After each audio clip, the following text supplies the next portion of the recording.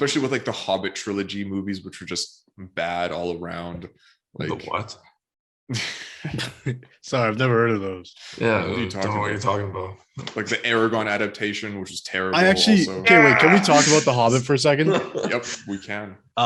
Okay, so like we've said, the book super whimsical. Actually, I don't think I've ever read through the Hobbit the book. What I had was like the graphic novel.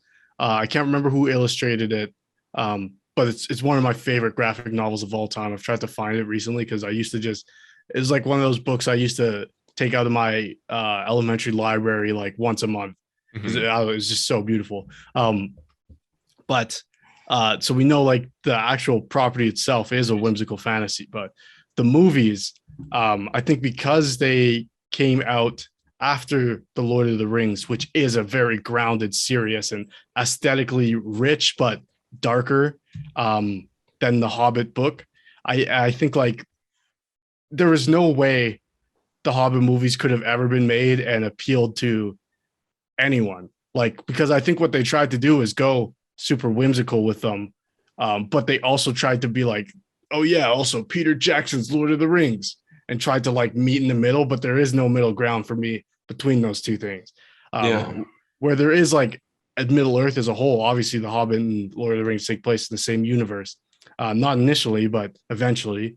But I don't know. I don't know if there was a way to make the Hobbit and get the retention of the Lord of the Rings fans or the film fans at least. And I don't know if there's a way to keep hold of what made The Hobbit great, which is that whimsical sense of wonder and adventure. I don't know, thoughts on that? Because like I think they tried and it was a failure, but I don't know what you would have done differently. Like, do you make The Hobbit a dark film? Yeah, and see, like if they would have gone down that route, I think I would have disliked it even more. Because then again, it's just that dark for being the sake of dark. Because this is real world where it's dark and depressing and etc. So like, AKA every Batman movie. Well, I mean that's true, but they're also like the fucking Batman movies from the '90s. They're like campy as all fuck. Yo, nipples on my armor plate, hell yeah. But anyways, you're saying if they basically if they would have like turned the movies into like just a word for word, I actually probably wouldn't have minded it. I think my biggest problem was just like not having like cutting some of the content and then also just like adding stuff too, which is like I think was my biggest dislike. Well, yeah. Luca? I think one of the issues they had was to make 3 movies out of a children's book. That was one problem they had. Because that's ridiculous. There's not enough content there for 3 full-length movies, which is why they added that female elf love story with Feely or Keely, which I don't remember which one. Which was just, I think, just garbage. Really? I mean, Legolas, they put him in just be like, oh, remember Lord of the Rings? Like, yeah, this guy's old now, but we can use CGI. yeah, that's the other big issue. That's CGI everything. CGI orcs, CGI goblins, like just it looked very, very bad. Just very bad. And the other thing, I feel like they tried to keep it serious when there was dialogue, but then they had like the whimsical sort of set pieces or like action pieces with like the barrels on the river, like that fight with the goblins where they all fall down that bridge, like down a hill. You guys remember that? Like when they meet the Goblin King, like the big fat guy, and then that bridge collapses and it's like all that CGI action. It's just dumb. And then like they build up this like, then you try to build up the tone to like this serious battle of the 5 armies. And then even in that moment, there's just so many like, what's that? What's the dwarven king, like comes hammer on the board. Pig. Yeah. Like that guy's just like one-liners. So it's just what, like, why? So I don't know how they could have even made that to like please the general fan base. I think the decision they should have made was just do the book adaptation, like do it for the fans of the book. Yeah. But then the studio probably would have never gone for that script. No, not at all. Because So I do believe Guillermo del Toro was supposed to direct it. okay.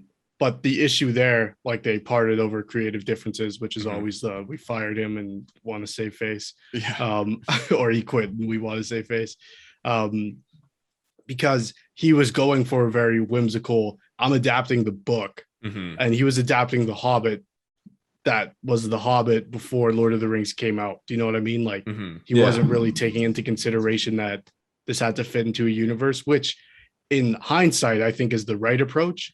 But I think at the time that those movies were made, there, like you say, there was no way the studio would ever have signed off on, but you mean these are not going to be a part of the Lord of the Rings? Like, then Yeah. what is the point? And they kept everything. They kept like the font of the Hobbit title card and like They even the use music. some music that Mm. like there's a scene where the pale orc is coming Oh. to get what's his name, Thorin, and the eagles pick him up, Mhm. Yeah. and they use the ring wraith music, and it's just so like undeserved. Mhm. Like, yeah, that like choir And that whole the sequence with the necromancer and stuff, like all of that is like, even just like palette wise, it's like so dark, and yeah, it just, which is like a really cool thing, but like does not fit at all. It just felt strange, like just watching those movies, it feels so weird. Yeah. Like the when they went to like the prison of the ring wraiths, Yeah. and it's just like this weird dark cave hole thing, crevice on the Like side when of the Gandalf mountain. goes, like I actually liked like the aesthetically, I really liked how that looked, but it didn't feel Yeah. connected in any Like- way. It was like, And you just like and then jump they over like to did a Bilbo. love story between Gandalf and Galadriel. Like, yeah, why? that was weird too. Yeah. There's just a lot of strange creative decisions to extend the runtime unnecessarily. Like it's so obviously to extend the runtime to make it 3 movies. Like let's squeeze 3 movies out of this children's book. It's children's book. Like, Yeah. so clearly a cash grab, difficult to make. Yeah. But I mean, they worked. They made a lot of money. It sure did. Okay, so let's wrap up our topic here on the whimsical fantasy aesthetics.